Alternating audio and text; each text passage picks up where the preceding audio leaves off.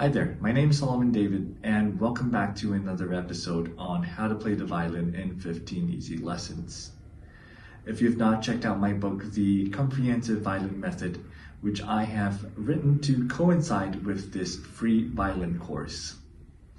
In this book, you can expect many free quizzes, tests, and pieces that you'll be able to play by the end of this course. Do like and subscribe to my channel, and I hope you enjoy.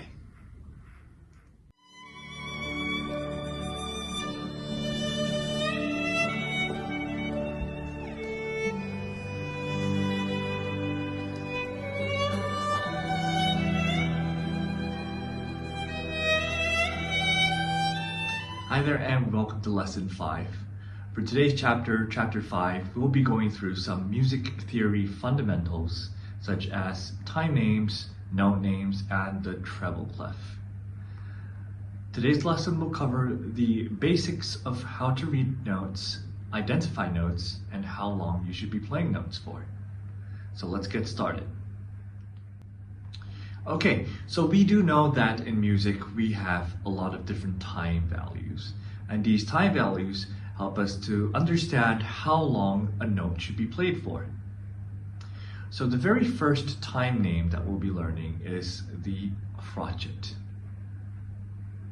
A crotchet looks like this, and it carries one beat. So you might be wondering, what is a beat? If I were to translate it in layman terms, I would compare it to seconds. So you would hold it for a second. So if you see a crotchet, for example, and in the last lesson when we did our open strings, I'll be using an open string as for demonstration. So I'll be using an open A to play a crotchet. That's a crotchet A. So it means that you have to hold it for one beat. One and off. Okay, so with the different time values, for now, crotchet's going to be the shortest time value that you will learn. The next time value that we'll share is the minim. This is how a minim looks like, and as you can see, it looks pretty similar to a crotchet. A crotchet would be shaded, while the minim is not shaded. So if you're wondering how many beats a minim carries, the minim carries 2 beats. And how do you play a minim on the violin? Demonstrating on the open A again. 1, 2, off. There we go. One more time. 1, 2, and off. That is a minim A. So if I were to play, if I were to ask my students, could you play a minim A? They would just simply play an open A for 2 seconds. The last one that we'll be learning today is the semi-breve. The semi-breve, being one of the longest time values, carries a total of 4 beats.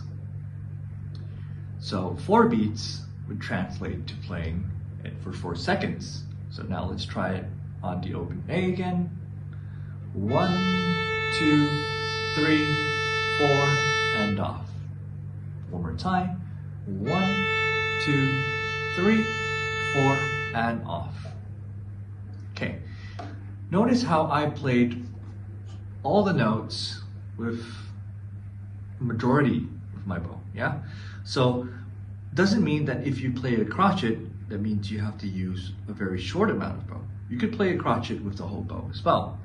So you could either control it with the bow speed, 1 and off, or you could do 1.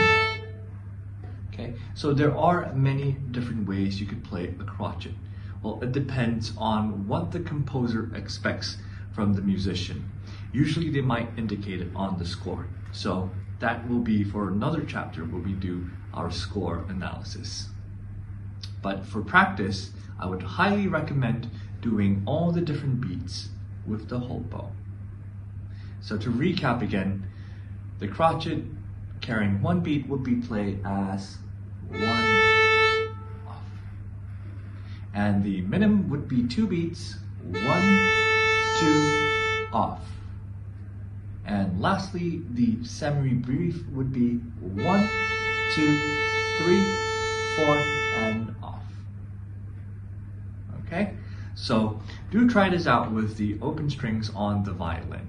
Do try out how to play a crotchet, get a feel of how you can control bowing the violin and lifting off after a certain amount of beats has been played.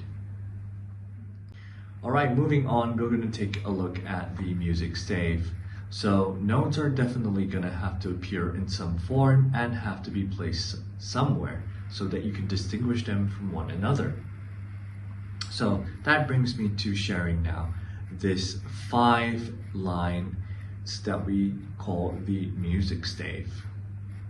You've probably seen tons of music staves in your life, just maybe not blank ones. When we play the violin, notes are being positioned on the stave at different positions, which would require us to play different notes on the violin. One very important thing that we have to distinguish between playing some notes as compared to other notes would be what we call a clef. I always tell students that when you read music notes on a music stave, you always have to take note of the clef. So the clef that the violin uses is the treble clef and will look like this. The treble clef usually is placed at the start of the music, indicating what kind of notes are going to be used for the music that will be played. The violin uses the treble clef, and in comparison, the cello uses the bass clef. So whatever notes that you learn today, they're not going to be applicable to the cello, which reads a different clef. I always tell students that the clefs are kind of like languages that are meant for different instruments, or rather different races. So just think of it as the treble clef is made specifically that the violin uses to read music. The first 4 notes that I'd like to share with you is, of course, the open strings and how they look like on the music stave.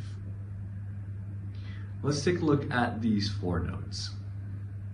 As you can see, G, being the lowest sounding string, would be at the base of the music stave, followed by D, A, and the highest note, E. E, being the highest sounding open string note, would be placed right at the top of the stave. So for the open strings, if I've not mentioned before, I always use these acronyms to kind of remember the sequence of the open strings, which is good, dog, always, eats. Following it in this manner, you can remember not only the sequence, but how it moves from the lower range to the higher range. Okay, so of course, we don't only read open strings on the violin. If you're playing a beginner piece, you're going to expect a lot more notes that you'll have to learn. So the first and most popular ones that I'm going to cover is what we call the space notes. Why we call these notes the space notes is because they sit in the spaces of the music stave. The first 4 space notes that we'll be learning is face, F, A, C, and E. So using this word, you can memorize the 4 space notes on the music stave. Next, we're going to take a look at the line notes on the music stave. The music stave has lines and spaces, so the line notes will sit on the lines, whereas the space notes would sit on this space. For the line notes, we have 5 line notes because there are 5 lines, and I use this sentence to remember the line notes. Starting with the first line note at the very bottom would be E. every, moving on to the second line, good, G. Third line, B, boy. Fourth line, D, does. And the last line right at the top would be F, fine.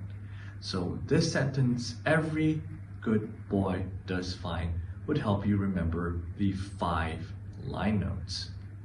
So let's recap that once again. We have 4 space notes, F-A-C-E, which spells out face, and 5 line notes, every good boy does fine. And that's great. Just by remembering this word and one sentence, you have already covered all the notes on the music stave. Any notes outside of the music stave, we refer to them as ledger line notes. So let's recap back to the open strings that we saw just now. As you can see, G is not within the stave. So we refer to this note as a ledger line note. You're gonna have to draw extra lines to draw this note on the stave. Whereas the other 3 strings would be within the music stave. Okay, now I want you to observe something important. When you read music notes on the music stave, you're gonna notice that the alphabets, or rather the note names, are gonna be one after another. So there's a sequence to it. So if you see at the bottom of the space notes, you would see F, right? And then the second line note would be good, which is G. So you can see that they're progressively placed, F, G, and then goes back to A, B, C, D, E, F, G. So there's only 7 notes in music, and it might be quite surprising to those that are learning music for the first time. You might think, oh, I hear so many different notes when I hear music, whether it be for singing or for playing an instrument. Yes, and that's true. We only use 7 notes, A, B, C, D, E, F, G, and it always goes back to A again. So what you're hearing is basically just different pitches, different ranges of notes. Low A's, middle A's, high A's, middle C's, low C's, high C's. They're gonna have a mixture of all these different ranges, but essentially you will only root down to these 7 notes. Great, so it would be great if you could take a look again at the notes and memorize them, as we will be covering where these notes will be on the violin. You're gonna have to use your fingers to play that, and we'll be covering that in the lessons to come. And with that, we have come to the end of our 5th lesson on the music theory fundamentals on time names, note names, and the treble clef. In my book, The Comprehensive Violin Method, we have the full range of notes from open G all the way to the highest note. So do check that out, including the exercises that I have in my book. Do memorize these note names and try to get familiar with especially the open strings, so that when we analyze music, you can be able to recognize and play it on the violin as fast as possible. I hope you enjoyed, and I will see you in the next video.